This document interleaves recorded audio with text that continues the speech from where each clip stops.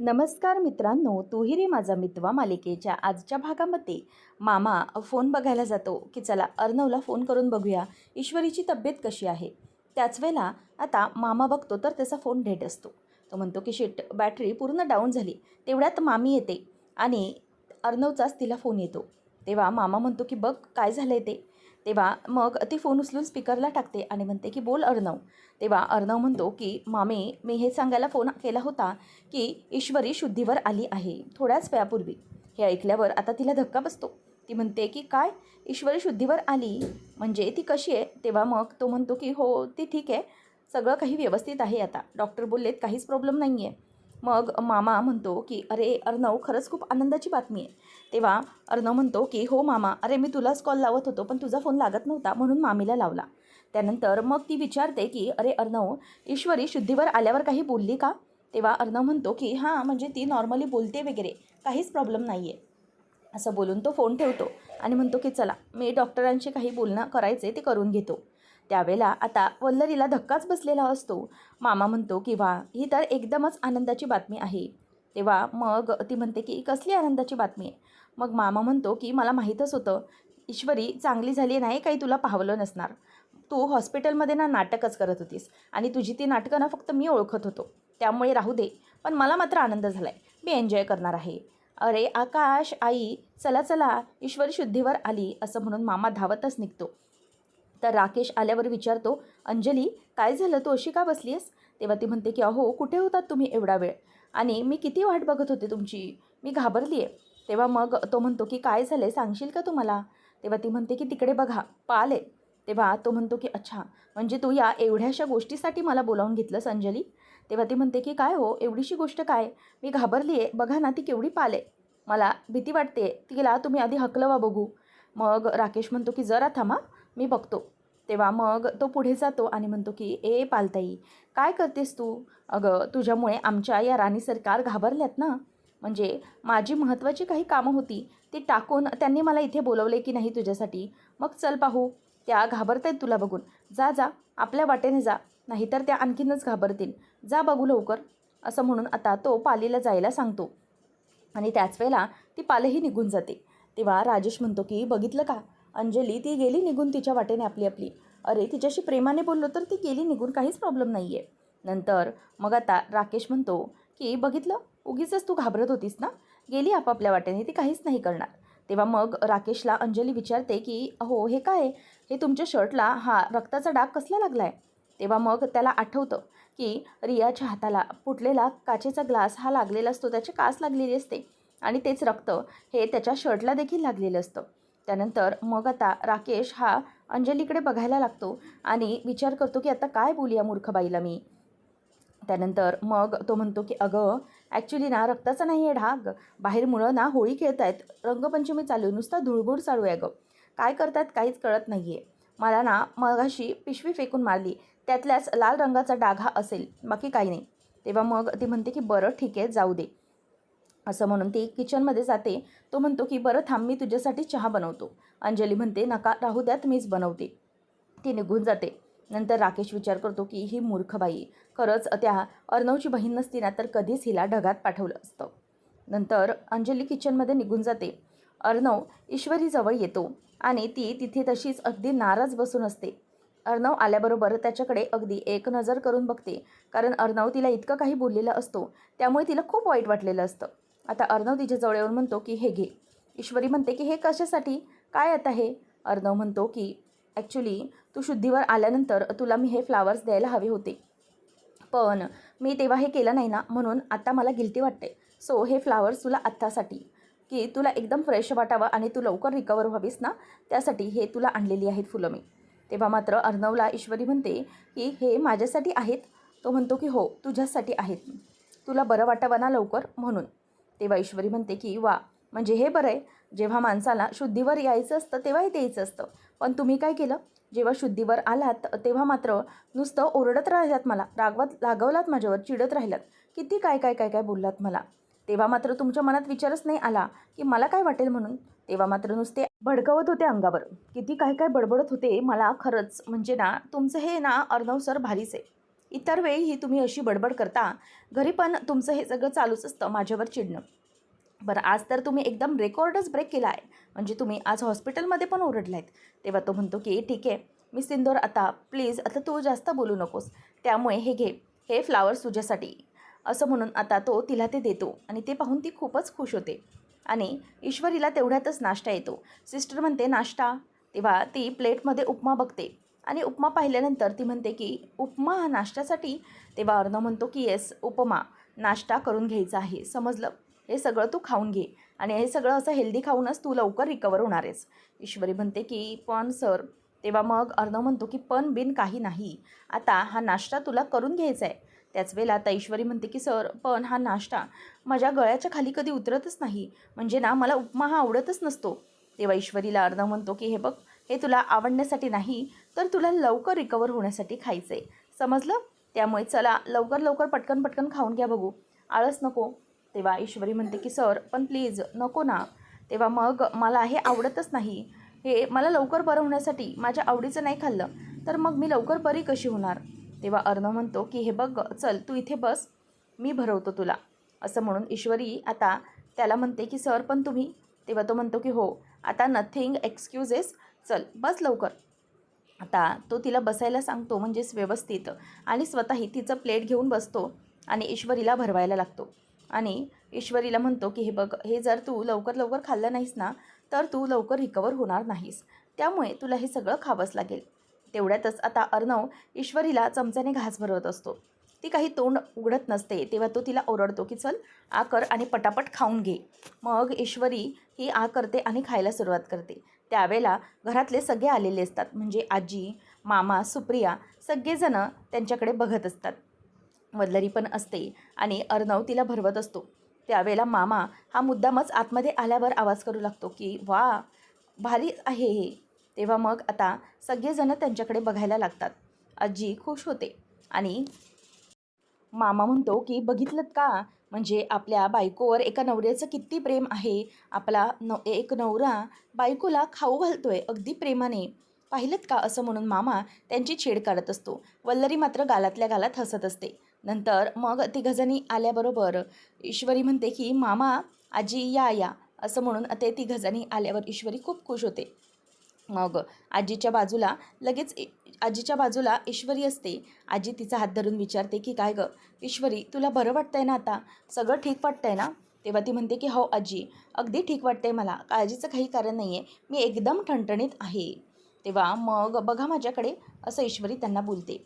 त्यानंतर आजी म्हणते की पण मला सांग ईश्वरी, हे सगळं घडलंच कसं, म्हणजे तू त्या जंगलात का गेली होतीस, आम्हाला काहीच कळलं नाही. त्यावेळेला मग आता ईश्वरी म्हणते की त्याचं काय आहे ना आजी, की मी जंगलात गेले होते, म्हणजे माझी एक मैत्रीण आहे ना, तिने त्या जंगलाचा पत्ता सांगितला होता. म्हणजे तिथे अशी जडीबुटी वगैरे काही औषधं मिळतात जी बाबांना लवकर कवर होण्यात मदत करतील, त्यामुळे मी तिथे गेले होते. पण तिथे गेल्यानंतर काहीतरी वेगळंच घडलं. तेव्हा मामा म्हणतो की हो ना, म्हणजे अशा ना शांतच एरियामध्येच काही गुंड असतात, चोरी लबाडी करण्यासाठी आलेले असतात आणि दागिने चोरण्याचा त्यांचा हेतू असावा कदाचित. पण मला खरंच अगदी काळजी वाटते की हे सगळं तुझ्या बाबतीत घडलं, पण वेळेत तिथे आमचा हिरो अर्णव पोचला आणि त्याने बरोबर ईश्वरीला वाचवलं. त्यावर मग आजी म्हणते की हो ना, खरंच देवाची कृपा बाई की चिंटू वेळेवर तिथे पोहोचला, नाहीतर काय झालं असतं. बरं ईश्वरी जाऊ दे, तू एक गोष्ट आता लक्षात घे की कधीही एकटं अशा ठिकाणी जायचं नाही. तुला कुठेही जायचं असेल ना कुशाल जा, पण चिंटूला सोबत घेऊन जायचं, एकटं कुठेही जायचं नाही, समजलं. तेव्हा आजीला ती म्हणते की हो आजी, असं पुन्हा कधीच नाही होणार. तेव्हा वल्लरी मनात विचार करते की वा बरं झालं या बाईने काही तोंड उघडलं नाही, जर हिने काही सांगितलं असतं तर मात्र प्रॉब्लेम झाला असता. नंतर मग अर्णव म्हणतो की ठीक आहे आता सगळं ओके, सगळ्यांनी काळजी करू नका. तेव्हा आजी म्हणते की बरं ठीक आहे, सगळं काही होईल व्यवस्थित. चिंटू, अरे तू ईश्वरीची काळजी घेतोयस ना, तशीच कंटिन्यू ठेव बरं, तेव्हाच ती बरी होणार आहे. आणि हो, तू तिला भरवत होतास ना, मग भरवायला घेतलंस ना तरी चालेल, काहीच प्रॉब्लेम नाही. पण आता ईश्वरीच लाजत असते. ईश्वरी म्हणत असते की सर आणा इकडे, मी खाऊन घेते. आणि मग ती प्लेट घेऊन स्वतः खायला लागते. वल्लरी मनातल्या मनातच म्हणते की बरं झालं, सगळं वातावरण हे नॉर्मल आहे, आणि जर या ईश्वरीने आता तोंड उघडलं असतं तर मात्र माझी वाट लागली असती. त्या धुमाळापर्यंत अर्णव नक्कीच पोचायला बघितलं असतं. नंतर सगळं हसतं खेळतं आनंदाचं वातावरण असतं आणि हे सगळं होत असताना ईश्वरी स्वतःही नाश्ता करत असते.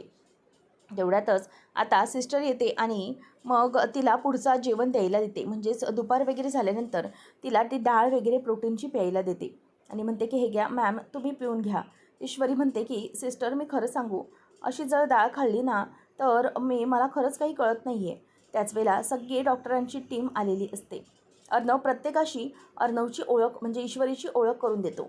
तो म्हणतो की हे बघा, ह्या आहेत डायटिशियन, तुझ्या डायटिशियन असणार आहेत, त्यामुळे तुझ्या सगळ्या डाएटची काळजी त्या घेणार आहेत. असं म्हटल्यावर अर्णव दुसऱ्या डॉक्टरांकडे वळवतो. तो म्हणतो की हे आहेत दुसरे फिजिओथेरपिस्ट, तुझ्या सगळ्या गोष्टीची काळजी घेणारे, म्हणजे तुला कुठे लागलं आहे वगैरे. आणि आपले हे ऑफकोर्स ब्रेनचे डॉक्टर न्यूरोलॉजिस्ट डॉक्टर करंदीकर, ज्याच्याशी आपली ट्रीटमेंट चालू आहे. तुला ब्रेनला लागलं आहे, सो कुठे काही तुला जर प्रॉब्लेम येत असतील तर ते नक्कीच तू यांच्याशी शेअर करू शकतेस. आणि त्यानंतर मग ह्या सगळ्या डॉक्टरांची टीम तुझ्यासाठी आहे. मग सगळे डॉक्टर म्हणतात की येस ईश्वरी, तुम्ही काळजी करू नका, लवकरात लवकर तुम्हाला बरं व्हावं लागेल आणि तुम्ही लवकर ठणठणीत बरं व्हाल, असं सगळ्यांना तो बोलून दाखवतो. त्यामुळे मग आता लगेचच डॉक्टर म्हणतात की वा, सगळी टीम ईश्वरीजींसाठी हजर आहे आणि हो, तुम्हाला आता लवकरात लवकर बरं व्हावंच लागेल, असं बोलून दाखवल्यावर ईश्वरी त्यांच्याकडे बघून हसते आणि सगळी ही टीम जी अर्णवने बोलवलेली असते ती पुन्हा तिथून निघून जाते आणि सगळे डॉक्टर्स अगदी नामांकित असतात.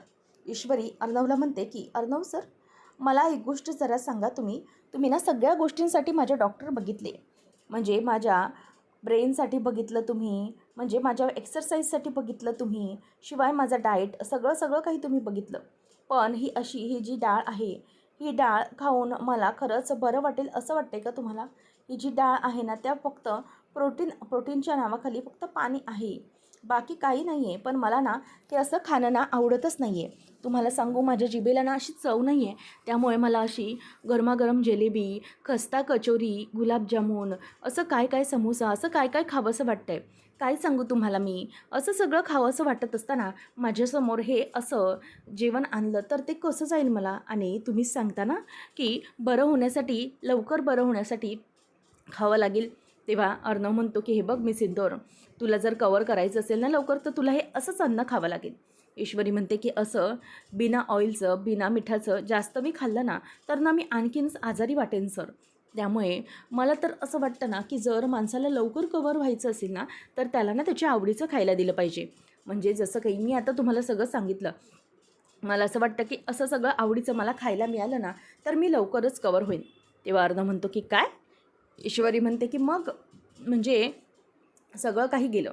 आता या सगळ्या गडबडमध्ये आपला व्हॅलेंटाईन डे पण निघून गेला आणि काही साजरं पण करता आलं नाही. मला काही सेलिब्रेटच नाही करता आलं. हे सगळं हॉस्पिटलची चक्कर माझ्या मागे लागले आणि सगळं काही संपलं. त्यामुळे मला ना असं वाटतं आहे की आता ना माझं काही आयुष्यच उरल्यासारखं नाही आहे.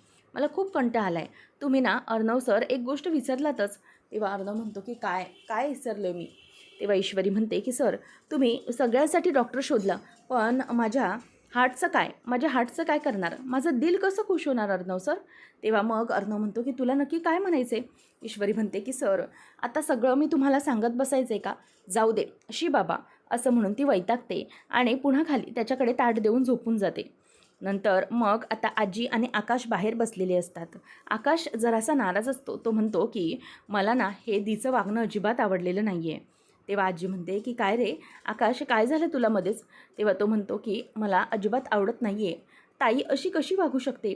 म्हणजे आजी, ही अंजली ताई प्रत्येक वेळेला किती काळजी करायची सगळ्यांची, सगळं घर कोणालाही काही झालं तरीही ती खूप त्याची केअर करायची. पण आता मात्र दीला कळवूनही ती आली नाही. ईश्वरीची तब्येत इतकी खराब आहे तरीही दी बघायला अजून आली नाही आहे. याचं मला खरंच खूप आश्चर्य वाटतं आहे. तेव्हा मग आजी म्हणते की हे बघ, तू काळजी करू नकोस, होईल सगळं व्यवस्थित. हे बघ, काहीच काळजी करायची कारण नाही आहे. मग त्याला तर खरं खूप राग आलेला असतो, कारण अंजली अशी वागत असते. तेवढ्यातच अर्णव बाहेर येतो आणि विचारतो की काय झालं, तुम्ही इतके सिरियस का आहात, कसला विचार करताय? त्यावेळेला आजी म्हणते की अरे चिंटू, अंजलीबद्दल बोलतोय तो, म्हणजे अंजली इतकं सगळं होऊनही आली नाही याबद्दल बोलतोय तो. तेव्हा मग लगेच अर्णव म्हणतो की ठीक आहे ताई, ताई नाही आली ठीक आहे, काहीच हरकत नाही आहे, राहू दे. तेव्हा आजी म्हणते की चिंटू, तुला राग नाही आला आहे अंजली अशा वेळेतही आली नाही आहे म्हणून? तेव्हा मग तो म्हणतो की नाही, राग नाही आला आहे, जस्ट मला वाईट वाटलं. म्हणजे इतकी सगळी वाईट परिस्थिती निर्माण झाली की ताई या परिस्थितीतही माझ्याकडे आली नाही. म्हणजे आतापर्यंत ताई प्रत्येक गोष्टीत, आनंदात, दुःखात माझ्याबरोबर सहभागी होती. पण आता इतकी मोठी गोष्ट घडली आहे माझ्यासोबत की ताई माझ्यासोबत नाही आहे, त्यामुळे ना मला जरा वेगळंच वाटतं आहे. ताईचा खूप मोठा आधार होता मला. म्हणजे ती फक्त जरा आजूबाजूला असली ना तरीही मला फार मोठा धीर मिळायचा. पण आता आता ताई माझ्यासोबत नाही आहे, त्यामुळे मला खरंच खूप वेगळं वाटतं आहे. खूप चुकीचं चुकीचं वाटतं आहे. पण ठीक आहे, राहू दे. तिला सांगूनही ती आली नाही, म्हणजे तिचं हे कारण असेल, तिला तेवढा राग आला असेल म्हणून राहू दे, काहीच प्रॉब्लेम नाही आहे, असं तो आता बोलून दाखवतो. मग जेव्हा तिला वाटेल तेव्हा ती येईल, इट्स ओके, असं तो बोलतो आणि निघून जातो. खरं तर यामुळे आकाशला खूपच राग आलेला असतो अंजलीचा. तो म्हणतो की बरं आजी ठीक आहे, तुम्ही बसा, मी जरा डॉक्टरांशी बोलून येतो. तो निघून जातो आणि नंतर मात्र आकाशला हे सगळं झालेलं अजिबातच आवडलेलं नसतं. आकाश म्हणतो की बघितलं ना आजी, त्याला किती वाईट वाटलं या सगळ्याचं. आकाश मात्र आता एक कठोर डिसिजन घेतो. तो उठतो आणि तो आता निघतो. अंजली तिच्या घरी असते. आकाश तिच्या दरवाजात येतो आणि दी असा आवाज देतो. तेव्हा अंजली म्हणते की अरे आकाश, तू ये, नाही ये, काय झालं, असं म्हणून ती आता धावत पळत आपल्या भावासाठी येते. तेव्हा मग तो म्हणतो की दी अशी कधी झाली, कधीपासून झालीस तू? तेव्हा अंजली त्याच्याकडे बघतच राहते आणि म्हणते की काय झालं आकाश, ये ना ये ना, बस. तेव्हा मग तो म्हणतो की नाही दी, मी इथे तुझ्या घरी बसायला आलेलो नाही आहे. मी तुला एक प्रश्न विचारायला आलो आहे. तू असं का वागतेस? इतकं सगळं घडूनही तुझ्या मनात इतका राग कसा असू शकतो? तेव्हा ती म्हणते की काय झालं आकाश, प्लीज सांगशील का मला? तेव्हा तो म्हणतो की दी, अगं ईश्वरीची तब्येत खूप खराब झाली आहे, ईश्वरी क्रिटिकल आहे, असं कळूनही तू आली नाहीस. अगं मला हे अजिबात आवडलेलं नाही आहे. ठीक आहे, तुझा राग आहे त्यांच्यावर मला मान्य आहे, परंतु इतका राग की एखादी व्यक्ती सिरियस असतानाही तू त्याला भेटायला आली नाहीस. मला ना तुझं हे वागणं अजिबात आवडलेलं नाही आहे. Seriously I don't bother. तेव्हा मग अंजली म्हणते की हे काय बोलतोयस तू? तेव्हा तो म्हणतो की हो, मी कळवलं होतं, जिजूंना कळवलं होतं आणि त्यांनी सांगितलंही होतं की तुला बोलायचं नाही आहे म्हणून. पण मग हे सगळं कशासाठी? मला कधी अजिबात हे कळलेलं नाही आहे. तुला कळतं आहे तिथे अर्णव कसा काय हँडल करतो आहे दादा, सगळं एकटा सगळं बिचारा बघतो आहे. त्याला साथ द्यायला, त्याची धीर द्यायला कोणीही नाही आहे. ईश्वरी अशा कंडिशनमध्ये आहे आणि तो बिचारा खूप एकटा सगळ्याशी लढतो आहे. आणि मी मी लहान आहे, त्यामुळे मी त्याच्याशी काही बोलू शकत नाही, समजूत घालू शकत नाही. आणि बाकीचे इतर सगळे मोठे आहेत, त्यामुळे त्यांना त्याच्याशी बोलता येत नाही, धीर देता येत नाही. पण तूच एक अशी होतीस ना की त्याच्या बरोबरीने त्याला तू समजावू शकत होतीस, त्याच्या मनाला अलगद फुंकर घालू शकत होतीस, पण नाही, तू आली नाहीस. खरंच या सगळ्याचं खूप वाईट वाटलं आहे मला.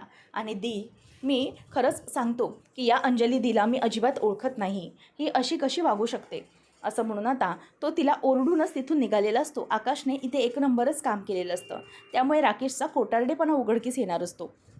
आता ईश्वरी ही झोपून उठते आणि उठल्यानंतर आजूबाजूला बघते तर पूर्ण रूम छान अशी डेकोरेट करून ठेवलेली असते. आता ती रूम पाहिल्यानंतर ईश्वरीला जबरदस्त आनंद होतो. सगळी रूम अगदी हार्ट शेपच्या फुग्यांनी रंगवून टाकलेली असते. सगळीकडे नुसते हार्ट शेपचे फुगे ईश्वरीच्या स्टाईलमध्ये, दिल, आणि तिला हे सगळं पाहून खूप आनंद होतो. सगळीकडून लाईटिंग्स वगैरे, ईश्वरीची ICU पूर्णपणे लाईट्सने सजलेली असते. ईश्वरी बघते आणि म्हणते की हे काय सगळं? तेव्हा तेवढ्यातच ईश्वरीसाठी टेबलवरती नाश्ता येतो. तिला जे काही हवं असतं ते सगळं चटपटीत आता त्या टेबलवरती येत असतं. ईश्वरीचे आवडते पदार्थ, गुलाबजामुन, कचोरी, खस्ता कचोरी, समोसा वगैरे सगळं, जिलेबी, सगळं सगळं आलेलं असतं. ईश्वरी आता ते आनंदाने बघते आणि म्हणते की मॅडम हे. तेव्हा मग सिस्टर म्हणतात की हो, हे तुमच्यासाठी आहे, तुम्हाला खायचं आहे ना, खाऊन घ्या. ईश्वरी मनातून खूपच खुश होते आणि म्हणते की हाय भगवान, हे सगळं आता मला खायचं आहे. वाव, म्हणजे ती खूपच खुश व्हायला लागते. त्यानंतर आता अर्णव हा समोर येतो आणि मग तिला म्हणतो की हाय, हॅपी व्हॅलेंटाईन्स डे, असं म्हणून तो तिच्यासमोर आता तो हार्ट शेपचा केक घेऊन येतो. हे पाहून ईश्वरी म्हणते की सर, हे सगळं माझ्यासाठी आहे. तेव्हा अर्णव म्हणतो की येस ऑफकोर्स, हे सगळं तुझ्यासाठी आहे. म्हणजे तू मला सांगितलं होतंस ना की तुझं दिल खुश करायचं आहे, त्याच्यासाठीच आहे हे सगळं. ईश्वरी म्हणते की पण. तेव्हा तो म्हणतो की येस, म्हणजे आपण व्हॅलेंटाईन्स डे सेलिब्रेट करू शकलो नाही ना, त्याच्यासाठी आजच्या या माझ्या स्पेशल व्यक्तीला हॅपी व्हॅलेंटाईन्स डे. आणि मला माहिती आहे की तुला हे सगळं वेगळंच वाटेल, परंतु व्हॅलेंटाईन्स डेच्या दिवशीच तो सेलिब्रेट केला गेला पाहिजे ना, असं काही नाही आहे. म्हणजे आपल्या आवडत्या व्यक्तीसाठी आपण काहीतरी करतो आणि तेही अगदी मनापासून, तेव्हा त्याच व्यक्तीसाठी तोच असतो व्हॅलेंटाईन्स, असं म्हणून तो तिला बोलून दाखवतो. ईश्वरी मात्र खूप खुश होते आणि तेव्हा तो तिच्याकडे बघत म्हणतो की येस, तुला कसं वाटलं हे सरप्राईज? तेव्हा ईश्वरी म्हणते की एकदम बढिया. आणि अर्णव म्हणतो की हे सगळं तुझ्यासाठी आहे आणि तू खुश व्हावी, म्हणजे तुझ्या हार्टचा इलाज व्हावा, त्यासाठीच हे सगळं आहे. ईश्वरी मात्र आश्चर्यचकित होऊन बघत असते. ईश्वरीला मनापासून वाटतं की अर्णव सर, खरंच आता या वेळेला मला असं खरंच वाटतंय मनापासून की तुम्हाला माझ्या मनातलं सगळं काही सांगून टाकावं की अर्णव सर, खरंच माझं तुमच्यावर खूप प्रेम आहे, मी तुमच्याशिवाय नाही जगू शकत, असं ती मनातच विचार करत असते. तेव्हा ईश्वरी म्हणते की सर, हे सगळं तुम्ही माझ्यासाठी का केलं? तेव्हा तो म्हणतो की हो हो, केलं, तुझ्यासाठी केलं, कारण माझ्यासाठी तू माझ्या लाईफमध्ये खूप जास्त इम्पॉर्टंट आहेस.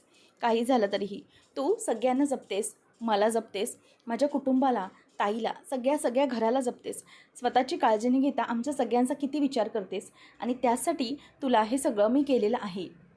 तुझ्यासाठी इतके एफर्ट्स तर मी नक्कीच घेऊ शकतो आणि त्यासाठी हे सगळं आहे. ईश्वरी मनात आता म्हणते की सर, खरंच तुम्ही हे सगळं जेव्हा करताना तेव्हा मी आणखीनच तुमच्या प्रेमात पडत चाललेली असते. तुमचा हा जो काही अंदाज आहे त्यामुळे आणखीनच मला तुमच्या प्रेमात पडल्यासारखं होतं. खरंच तुम्हाला सांगून टाकावंसं वाटते की अर्णव सर, माझं तुमच्यावर खरंच खूप प्रेम आहे. तेव्हा ईश्वरी म्हणते की सर, तुम्ही ह्यासाठी हे सगळं केलं? तेव्हा तो म्हणतो की येस, माझ्यासाठी तू समहाऊ इम्पॉर्टंट आहेसच ना, त्यामुळे मी हे सगळं तुझ्यासाठी केले अरेंज. आणि आज आपण असं समजूया की आज आपला व्हॅलेंटाईन्स डे आहे, त्यामुळे तू हे खाऊन घे. ईश्वरी आता आनंदाने त्याच्याकडे बघत असते. ईश्वरी मनामध्येच विचार करत असते की मी आता सरांना काय बोलू. ती शांतच असते आणि त्याचं गपचूप ऐकत असते. ती विचार करते की अर्णव सर, खरं तर मला या क्षणाला तुम्हाला सांगायचं आहे की माझं तुमच्यावर खरंच खूप प्रेम आहे, परंतु हे जे सगळं काही घडलं आहे ना, त्यामुळे माझ्या एकच गोष्ट लक्षात आली की मी लवकरच त्या सत्याजवळ पोहोचीन. आणि जेव्हा मी एकदा हे सिद्ध करेन की माझी आई निर्दोष आहे आणि तिने काहीही केले नाही आहे, आम्ही याच्यामध्ये काहीच जबाबदार नाही, जेव्हा मी हे तुमच्यासमोर सिद्ध करेन ना, तेव्हाच मी माझं प्रेमही तुमच्यासमोर सिद्ध करेन आणि तेव्हाच या प्रेमाला खरा अर्थ असेल. तेव्हा अर्णवला ईश्वरी म्हणते की सर, पण आपलं नातं. तेव्हा अर्णव म्हणतो की मिस इंदोर, आपलं जगासमोर नवरा बायकोचं नातं नाही आहे, पण आपण एकमेकांसाठी खूप बेस्ट आहोत, तुला माहिती आहे ना, आपण खूप आनंदी ठेवतो. त्यासाठी हे आपल्या नात्याला कोणत्याही प्रकारचं नाव देण्याची गरज मला वाटत नाही. त्यामुळे आपलं हे जे नातं आहे ना, ते असंच राहिलं पाहिजे आणि त्यासाठीच मी हे सगळं केलेलं आहे. आपलं नातं काय असेल ते पुढची वेळ नक्कीच ठरवेल, परंतु एक गोष्ट नक्की की किती काही झालं तरीही आपलं हे नातं, त्याला कुठल्याही प्रकारचं नाव देण्याची मला गरज वाटत नाही. म्हणूनच आता जे काही आहे त्यातच मला हॅपी राहायचं आहे. ईश्वरी म्हणते की हो सर. मग अर्णव आता तिला एक केक भरवतो आणि केक भरवून तिचं तोंड अगदी गोड करून टाकतो. ईश्वरीला म्हणतो की ईश्वरी, चल आता तू सेलिब्रेट कर. ईश्वरी म्हणते की सर, हे सगळं मी खायचं आहे. तेव्हा अर्णव म्हणतो की हो, तू खाऊन घे आणि तू खाऊन तुझं हार्ट खुश झालं की मला सांग, मग त्यानंतर मी ते उरलेलं खातो. असं ईश्वरीला तो बोलून दाखवतो आणि ती मात्र त्याच्या नजरेकडेच बघत राहिलेली असते. त्याच्या डोळ्यात ते पूर्ण हरवून जाते आणि तो तिला बोलतो की चल, कमॉन मिस इंदौर, हे तुला खायचं आहे, चल आवर, असं म्हणून आता तो तिला ते सगळं खायला सांगतो. अंजलीला मात्र जे काही घडलं आहे त्यामुळे खूप राग आलेला असतो, कारण तिला राकेशने काहीही ईश्वरीबद्दल सांगितलेलं नसतं. आता राकेश हा घरी येतो आणि बाजूला म्हणजे बसायला जात असतो. ती विचारते की काय हो, काय काय केलं तुम्ही हे? तेव्हा राकेश म्हणतो की काय गं, काय झालं राणी सरकार? तेव्हा मग ती म्हणते की तुम्हाला हे असं वागताना जराही काही वाटलं नव्हतं? तेव्हा तो म्हणतो की काय गं, काय झालं? आता तो घाबरतो. अंजली म्हणते की ईश्वरीची तब्येत ठीक नाही आहे, ती ॲडमिट आहे, हे तुम्ही मला सांगितलं नाही. तुम्हाला हे सांगितलं गेलं होतं ना, पण तरीही तुम्ही माझ्यापासून ते का लपवलं? तेव्हा तो म्हणतो की अच्छा, त्याच्याबद्दल बोलतेस का तू? अगं अंजली, ॲक्च्युली काय ना, मला असं वाटलं ना की काहीतरी ना हे लोक आपल्यापासून लपवत आहेत. म्हणजे आपण घरी जावं ना तिथे, म्हणून पुन्हा काहीतरी हे सगळं केल्याचंच मला जाणवलं आणि म्हणूनच मी काही तुला ते सांगत बसलो नाही. आणि तसंही तुला माहिती ना, ईश्वरीने स्वतःहूनच काहीतरी घडवून आणून नाटक रचलं असेल तर म्हणूनच मी काहीच तुला सांगितलं नाही. तेव्हा अंजली म्हणते की अहो असं कसं बोलू शकता तुम्ही, आणि निदान तुम्ही तरी असं बोलू नका. तुमच्याकडून असं बोलणं मी कधीच एक्सपेक्ट केलं नव्हतं. अरे ईश्वरी, काहीतरी तिची तब्येत ठीक नाही आहे, मग तुम्ही मला सांगायला पाहिजे होतं ना. हे सगळं तुम्ही माझ्यापासून तुम्हाला माहीत असूनही लपवलं. त्याचा खरंच खूप राग आला आहे मला. हे असं वागणं अजिबात नाही आवडले. तेव्हा तो म्हणतो की अंजली, हे बघ, मला ना हे वाटत होतं की तुला सांगावंसं, परंतु त्यांनी घरच्यांनी काही विचार केला असेल तर, म्हणूनच मी तुला काहीही सांगितलं नाही. आणि मी खरंच मनापासून सांगतो की सॉरी. तुला जर या सगळ्याचं वाईट वाटलं असेल ना, तर खरंच मनापासून सॉरी, माफ कर मला. पण तुला या सगळ्याचा त्रास व्हायला नको ना, यासाठीच मी हे सगळं केलं. त्यावेळेला अंजली म्हणते की अहो राहू द्या, तर तुम्ही आता माफी वगैरे मागू नका. तेव्हा मग तो म्हणतो की नाही नाही, खरंच अंजली चुकलं आहे माझं, आणि जर ईश्वरीची तब्येत खरंच खराब असेल तर गेलं पाहिजे. तेव्हा मग अंजली म्हणते की हो चालेल. तो म्हणतो की चल, मी तुला घेऊन जातो तुझ्या वहिनीला बघायला. असं म्हणून आता दोघंही निघत असतात. तेवढ्यातच अर्णव हा सिस्टरचे आभार मानून म्हणतो की खरंच थँक्यू सो मच, तुमच्या कॉपरेशनमुळे हे सगळं करता आलं मला ICUच्या रूममध्ये, आणि तुम्ही मला खरंच खूप हेल्प केली, त्यासाठी थँक्यू सो मच, आणि हे तुमचं गिफ्ट. तेव्हा मग त्या मॅडम म्हणतात की थँक्यू, पण मी तुम्हाला सांगू, आजपर्यंत बरेच पेशंट पाहिले जे व्हॅलेंटाईन्स डे सेलिब्रेट करतात, परंतु हॉस्पिटलमध्ये व्हॅलेंटाईन्स डे सेलिब्रेट करणारं तुम्हीच पहिलं कपल असाल. त्यामुळे मी देवाकडे अशी प्रार्थना करेल की तुमच्यातलं जे प्रेम आहे ना, ते असंच वाढत राहू दे. तेव्हा अर्णव हसतो आणि तिला थँक्यू बोलतो. सिस्टरही तिथून निघून जाते.